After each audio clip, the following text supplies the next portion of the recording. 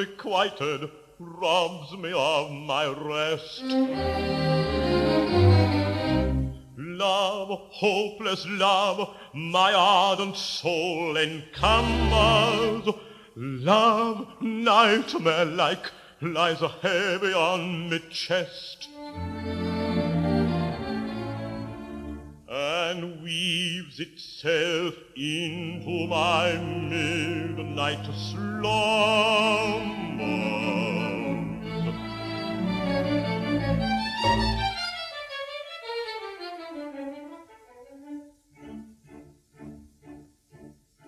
When you're lying awake with a dismal headache and repose is tabooed by anxiety, I conceive you may use any language you choose to indulge in without impropriety. For your brain is on fire, the bedclothes conspire of usual slumber to plunder you. Thus your counterpane goes and uncovers your toes, and your sheet slips demurely from under you. In the blanketing tickles you feel like mixed pickles, so terribly sharp is the pricking. And you're hot and you're cross and you tumble and toss till there's nothing twixt you and the ticking. And the bedclothes all creep to the ground in a heap, and you pick them all up in a tangle. Next your pillow resigns and politely declines to remain at its usual angle. Well, you get some repose in the form of a dose with hot eyeballs and head ever aching, but your slumbering teens are just horrible dreams that you'd very much better be waking. For you dream you are crossing the channel and tossing about in a steamer from Harwich, which is something between a large bathing machine and a very small second-class carriage.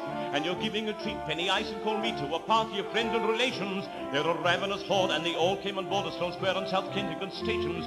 And bound on the journey, you find your attorney, who started that morning from Devon. He's a bit undersized, and you don't feel surprised when he tells you he's only 11. Well, you're driving like mad with a singular lad. By the by, the ship's now a four-wheeler, and you're playing round games, and he calls a bad name when you tell him the ties paid the dealer.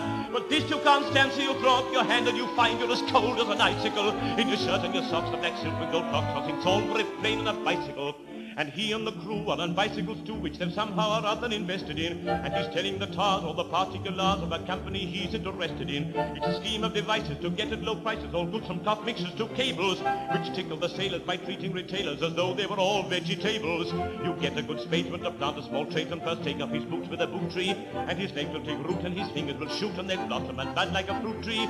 From the green glossy tree you get grapes and green pea, cauliflower, pineapple and cranberries, while the pastry cook down cherry brandy will drown apple puffs and three corners and banberries. But shares are a penny, and ever so many are taken by Rothschild and Baring.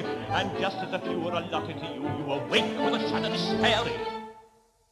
You're a regular wreck with a creak in your neck, and no wonder you snore for your heads and the fall of your needles, and pins for your soul, for your shins, and your flesh, and the creep for your left legs asleep, and your cramp, and your toes, and a fly in your nose, a fluff in your lung, and a feverish tongue, and a thirst at intense, and the general sense that you haven't been sleeping in clover.